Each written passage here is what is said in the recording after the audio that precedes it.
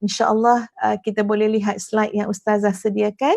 Ya, sama-sama lihat slide tersebut dan Ustazah akan bacakan hikmah yang kedua di mana matanya dalam bahasa Arab, ya.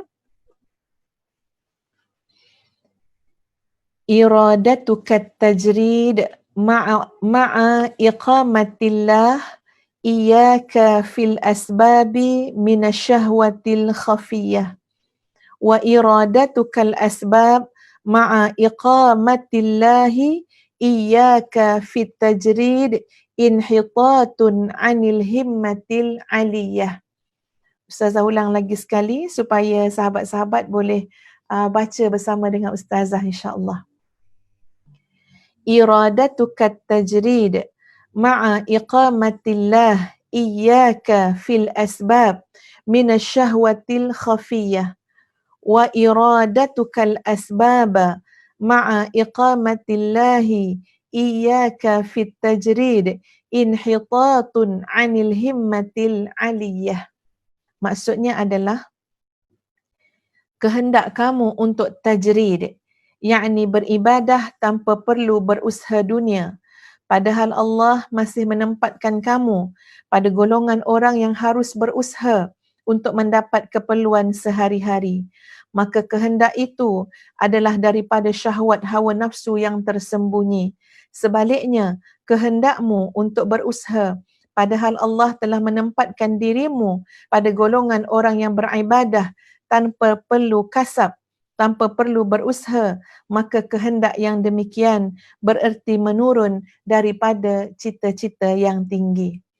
Itu dia hikmah yang kedua yang kita nak sama-sama insya-Allah memahaminya pada malam ini.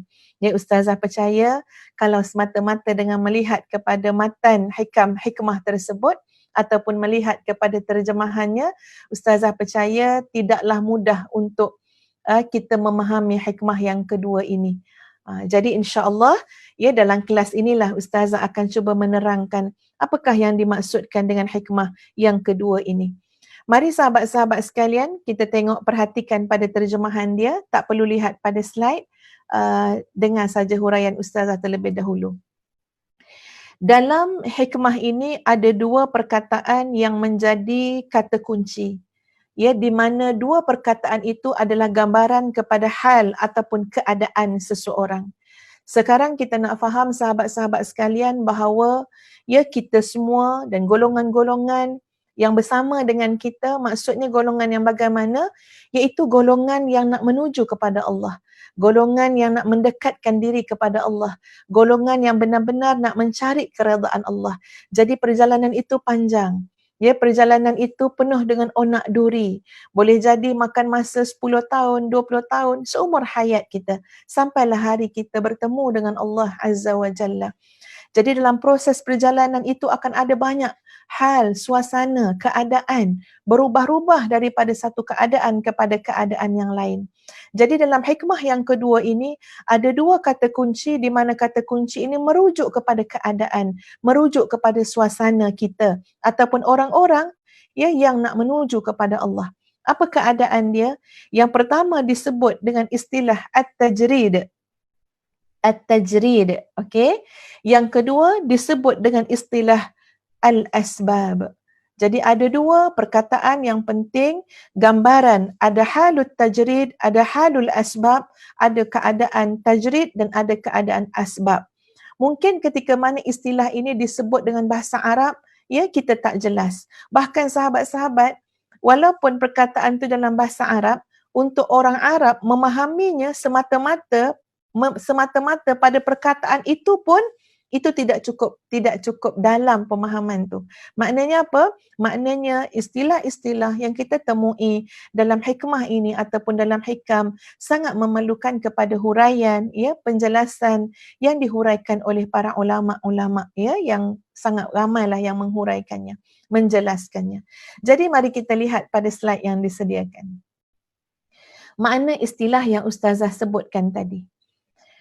Yang pertama, perkataan tajrid. Apa maksud tajrid? Tajrid ialah tidak memiliki. Ataupun maksud yang lain, tidak menyibukkan diri dengan sebab-sebab. Ya? Segelintir ahli sufi menyatakan tajarrud sebagai tidak berpegang kepada sebab berlaku sesuatu perkara, bahkan terus melihat kepada Allah Azza wa Jalla yang menjadikan sebab itu. Okay, itu maksud istilah tajrid. Maknanya adalah tidak menyibukkan diri dengan sebab-sebab. Maknanya nak lihat kepada yang menjadikan sebab terus. Tak nak ni dengan sebab-sebab ni. Ya, kalau kenyang kena makan. Ya, kalau nak hilang haus kena minum. Jadi sampai satu ketika bila sebut tajrid ni, ya, maknanya tidak menyibukkan diri dengan perkara-perkara yang menjadi asbab, menjadi sebab-sebab. Itu tajrid. Adapun asbab adalah sesuatu yang membawa kepada apa-apa tujuan atau matlamat di dunia ini. Okey, nak bagi nafkah pada keluarga. Maka bila kita nak bagi nafkah pada keluarga, kenalah ada duit. Duit tu kan nak beli beras. Ya, kenalah ada duit. Duit tu nak sewa tempat tinggal untuk keluarga kita, memenuhi keperluan keluarga kita. Jadi bekerja, mencari duit, ya, dan sebagainya, maka itu dilihat sebagai halul asbab, keadaan asbab. Baik, boleh faham makna tajrid dan makna asbab. Sekarang kita lihat kembali kepada hikmah yang kedua tadi, ya. Maksud dia cuba dengar balik macam mana ustazah nak huraikan ya hikmah yang kedua. Dalam proses kita nak menuju kepada Allah Azza wa Jalla akan ada keinginan, akan ada iradah, akan ada kehendak, ya. Jadi bila kita nak jadi orang yang baik, nak jadi orang soleh, datanglah satu kehendak. Ya, kehendak dia apa? Kita kalau boleh kehendak kita tu nak tajrid. Maknanya apa?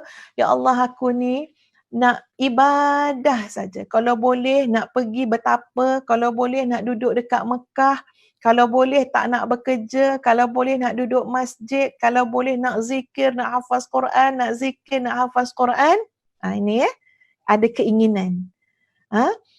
Jadi keinginan kita tu maknanya nak menyendiri, nak betul-betul mengkhususkan diri kita ini untuk ibadah secara khusus kepada Allah. Padahal ketika mana kita berkeinginan untuk tajrid tadi, Allah menempatkan kita dalam golongan yang masih perlu untuk berikhtiar, masih perlu untuk terkait dengan asbab musabab, masih perlu untuk terkait dengan usaha. Maka ketika mana kita duduk dalam keadaan yang sebenar-benar keadaan kita adalah kena usaha, ya, kena berikhtiar. Kita kena buat itu untuk kenyang, kita kena mencari duit, kita kena bekerja. Tiba-tiba kita tak nak melakukan semua itu. Sebab apa? Sebab aku ni nak jadi orang soleh ni, aku nak jadi orang baik ni, aku nak tajrid saja kepada Allah dan kita nak tinggalkan segala usaha tersebut. Maka kata Ibnu Athaillah As-Sakandari, sebenarnya kehendak kamu itu adalah datangnya daripada syahwat yang tersembunyi, daripada nafsu yang tersembunyi. Okey, itu satu. Sebaliknya, kehendak kamu untuk berusaha, kehendak kamu untuk duduk lagi dalam zon, dalam daerah kasab, maknanya ikhtiar, cari duit, pergi kerja, buat itu, buat ini. Maknanya kasab, berusaha. Padahal Allah telah meletakkan kamu dalam zon, dalam daerah, dalam suasana tajrid. Kamu dah tak payah dah buat semua tu. Kamu dah tak ada apa dah, tanggungan apa semua. Ini Ustaz nak bagi faham tuan-puan, ya. Sepintas lalu sebelum kita masuk lebih dalam. Jadi ada orang pula dia nak berusaha. Ya, dia nak duduk lagi dalam daerah kasab, daerah berusaha tadi, padahal dia sudah pun Allah letakkan pada zon, pada keadaan tajrid. Dah tak memerlukan semua tu. Ya, dah tak perlu dah buat semua tu. Maka apa kata Ibnu Athaillah As-Sakandari? Dalam suasana yang kedua pula, kalau ini yang berlaku, maka sebenarnya kehendak dia ni telah pun menurun daripada cita-cita yang hebat, cita-cita yang tinggi. Maknanya dia telah merendahkan kehendaknya sendiri. Dia telah merendahkan dirinya sendiri.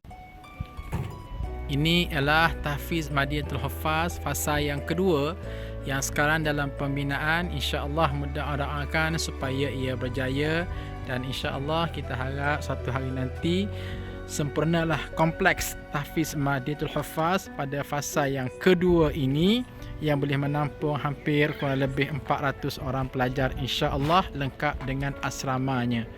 Ini adalah suasana pembangunan yang berada pada ground floor dan sekarang sedang buat persiapan untuk masuk ke tingkat yang kedua.